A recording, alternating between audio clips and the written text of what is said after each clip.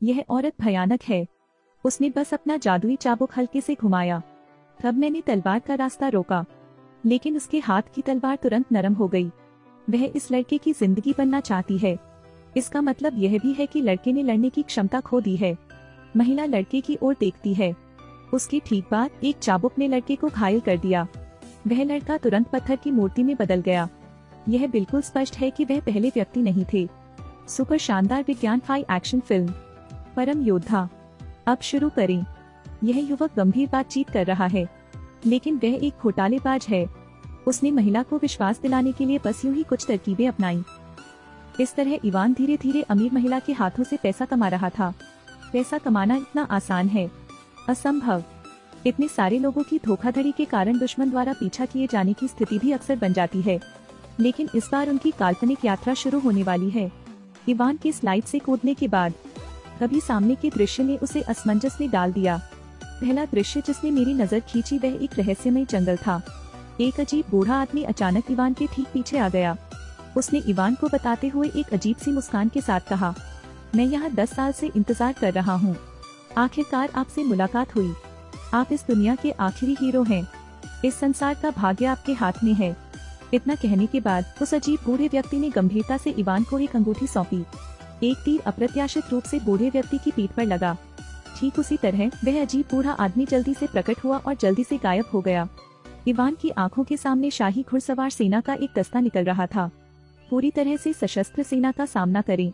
Ivan ने असहाय होकर अपने अल्टीमेट का फिर से उपयोग करने का निर्णय लिया। ठीक है, यह खत्म हो गया है।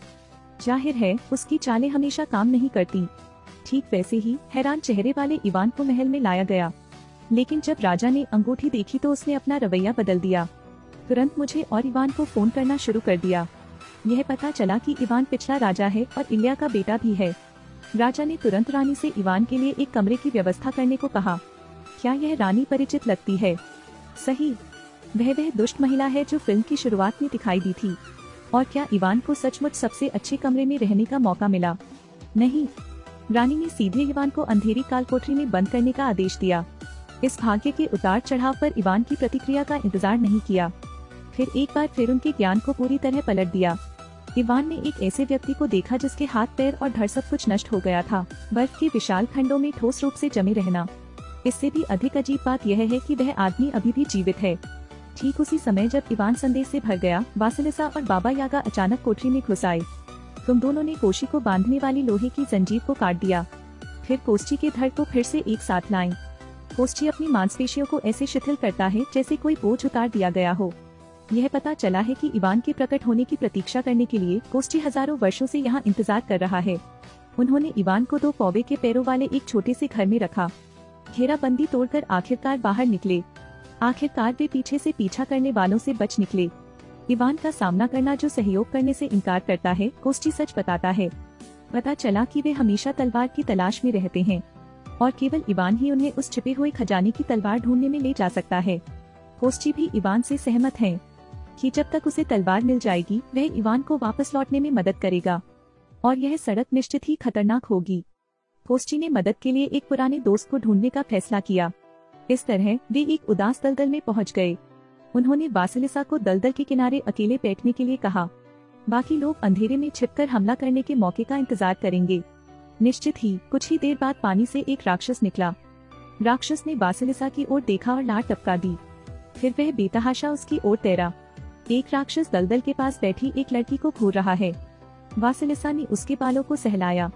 राक्षस ने देखा कि कोई नहीं है तो वह पागलों की तरह वासिलिसा की ओर तैर गया। जैसे ही राक्षस ने कार्रवाई की, एक झींगा मछली चुपचाप राक्षस के कंधे पर चढ़ गई। झींगा मछली की बुद्धिमत्ता सुनने के बाद राक्षस के चेहरे की मांसपेशियां तुरंत सख्त हो गईं। फिर राक्षस इसे सूंघने के लिए अपनी नाक का उपयोग करता है। पता चला कि वासिलिसा के शरीर से एक विशेष गंध आती है। क्रोधित समुद्री राक्षस ने तट पर वासिलिसा पर हमला करना शुरू कर दिया। सौभाग्य से जो साथी शाम के समय छुपे हुए थे उनके पास तैयारी थी। वे राक्षस की उत्तेजित भावनाओं को दबाने के लिए बाहर निकले। पता चला कि राक्षस वही मित्र था जिसे कोष्ठी ढूंढना चाहता था। वह जल देवता भी है, क्योंकि केवल वही उन्हें मृत्यु की नदी पार करा सकता है। लेकिन जल देवता का भाव देख रहे हैं। शायद अभी लड़की से संतुष्ट नहीं हूँ। ऐसा लगता है कि बाबा यागा एक शानदार तरीका लेकर आए हैं। उसने सेब के कोट के ऊपर जादुई औषधि की बूंदें छिड़क दी। तभी एक चमत्कारी दृश्य घटित हुआ। सेब बिल्कुल नए सेब में बदल जाता है। बाबा यागा ने ज्यादा कुछ नहीं कहा और सेब उठाया और काट लिया। उसकी ठीक बाद एक महिला जल देवता के ठीक सामने प्रकट हुई। बस जल देवता की अभिव्यक्ति को देखें और आपको यह पता चल जाएगा। इससे पता चलता है कि जल देवता का हथियार ऐसा ही है। जादुई तलवार की खोज में अपनी यात्रा जारी रखने के लिए सफलतापूर्वक जल देवता को ले आए और साथ ही रानी बरबरा अभी भी पीछा कर रही है। वह लोगों को भी इस दलदल में ले आई। बरबरा ने अपना जादुई चाबुक पानी में उठाया। दलदल का पानी तुरंत उबल गया। झींगा मछली को अपनी दिशा बतानी थी।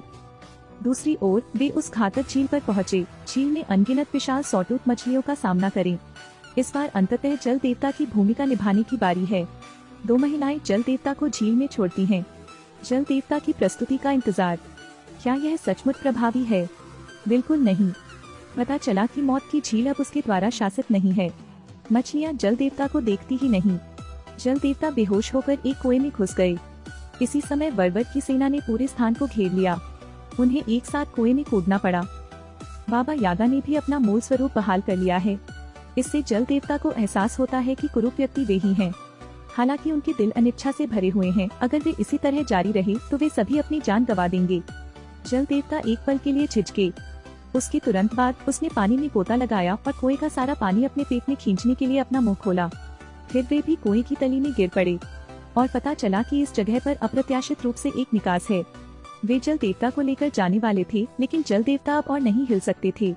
जल देवता ने उन्हें बचने के लिए समय देने के लिए अपने शरीर का उपयोग करके खुद को बलिदान करने का फैसला किया। विषाद के साथ उनके अलग होने के बाद तत्काल स्थिति। केवल जल देवता के पास निकास को अवरुद्ध करने की कुछ शक्ति बची थी और अब बरबरा कुएं की तली तक पीछा कर चुका था। इस दुष्ट स्त्री को देखकर जल देवता ने पानी का एक बड़ा कौर उसके चेहरे पर थूक दिया। अभी चेहरा खो गया था, अब लगता है वापस मिल गया है। बरबरा पलक झपकते ही जल देवता को पत्थर की मूर्ति में बदल देता है। कुएं के पानी की एक बड़ी मात्रा ने जल देवता का नियंत्रण खो दिया। जल देवता के शरीर से सारा जल बह निकला। लेकिन फिर भी वे बरबरा की सेना द्वारा पकड़े जाने से पहले ज्यादा दूर नहीं पहुँचे। इवान आखिरकार उस स्थान पर पहुँच गया जहाँ जादुई तलवार छिपी हुई है और शक्तिशाली जादुई तलवार छिपी हुई है। बर्बर के चाबुक के तहत इवान ने लापरवाही से एक लकड़ी का डंडा उठा लिया। इवान के हाथ में जो साधारण लकड़ी का डंडा था वह अप्रत्याशित रूप से एक चमचमाती खजाने की तलवार में बदल गया। सही, आखिरकार पौराणिक जादुई तलवार प्रकट हो गई है। इवान खजाने की तलवार घुमाता है। महान शक्ति तुरंत जारी की गई थी। एक लकड़ी का डंडा अद्वितीय शक्ति की बहुमूल्य तलवार में बदल गया। इवान ने अपनी तलवार हल्के से घुमाई और बरबरा के पीछे के घोड़े को नीचे गिरा दिया। इवान ने जादुई तलवार कोशी को सौंप दी और जैसे ही इवान कोस्ची को वास्तविक दुनिया में वापस लाने का इंतजार कर रहा था, तभी अचानक राजा प्रकट हो गए। इससे पता चलता है कि कोस्ची जो अमर रत्न है वह राजा के हाथ में है। कोस्ची ने मणि के बदले में तलवार का इस्तेमाल किया, परंतु राजा ने उसे जो बहुमूल्य पत्थर दिया वह नकली था। अमरता का असली रत्न बरबरा में है। और इस समय बासिलिसा द वाइस ने, जबकि राजा ध्यान नहीं दे रहा था, राजा को धक्का दे दिया। जादुई तलवार जमीन पर गिर गई। इवान ने अपने बगल के 2 सैनिकों को नीचे गिरा दिया और जादुई तलवार उठा ली। राजा और रानी बरबरा की भयभीत आंखों को देखकर साथियों को पता चल गया कि सब कुछ ठीक है। क्या यह उल्टा होने वाला है? असंभव। इवान के हाथ में एक जादुई तलवार है, लेकिन वह दुश्मन पर हमला नहीं करता। फिर एक को झुलाने का प्रयास करें। वास्तविक दुनिया के लिए एक पोर्टल खोला गया है। इस खतरनाक समय में बिल्कुल अप्रत्याशित। इवान ने फिर भी अपने साथियों को नहीं बचाया, बल्कि अकेले ही अपनी दुनिया में लौटने का फैसला किया। हालांकि इवान अपनी सामान्य जिंदगी में लौट आए हैं। शायद इवान के दिल में अभी भी एक स्पष्ट पछतावा है। अपराध बोध की भावना ने इवान को स्थिर कर दिया। वह उस काल्पनिक दुनिया में वापस जाना चाहता है, लेकिन उसके अजीब व्यवहार के कारण उसे पुलिस स्टेशन ले जाया गया।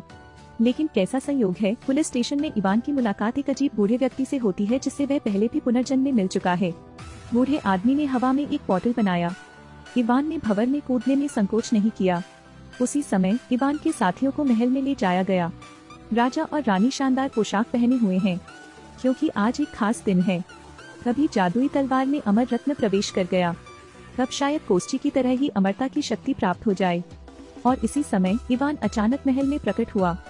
इसके अलावा उसने राजा को रोकने के इरादे से अपना हथियार निकाल लिया, लेकिन राजा ने फिर भी मणि को ग्रहण के साथ जादुई तलवार के अंदर जड़वा दिया। राजा धीरे धीरे इवान के पीछे खड़ा हो गया।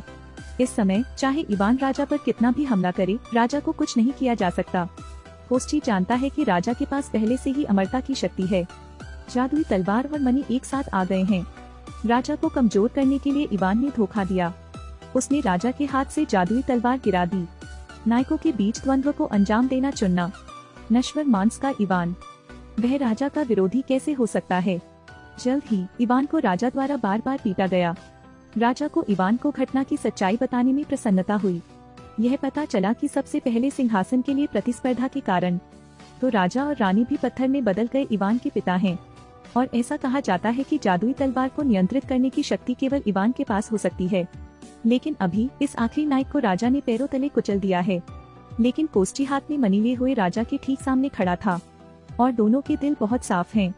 यह रत्न दो लोगों के जीवन को बांधे हुए है। मणि नष्ट हो जाने पर तुम दोनों राख में बदल जाओगे। लेकिन जब राजा ने कोस्टी को देखा तो उसे पता चल गया कि चीजें ठीक नहीं है। जैसा कि अपेक्षित था, कोशी ने मणि को हवा में उछाल दिया। फिर जादुई तलवार घुमाओ, नीचे रास्ता काटें। मणि अनगिनत टुकड़ों में बदल गई। पत्थर नष्ट होने के साथ साथ राजा भी तुरंत राख में बदल गया और उसी समय कोस्टी भी धूल में मिल गया और राजा के साथ मर गया। रानी खिड़की के रास्ते महल से भाग निकली। इसके साथ ही जो लोग रानी से डर गए थे वे अंततः जीवित हो गए। वह शांतिपूर्ण दिन एक बार फिर सबके मन में लौट आया है। फिल्म यही खत्म होती है। अगर आपको यह पसंद आया तो मुझे फॉलो करें पर क्लिक करें, क्योंकि अगले सप्ताह की फिल्में वाकई अच्छी हैं।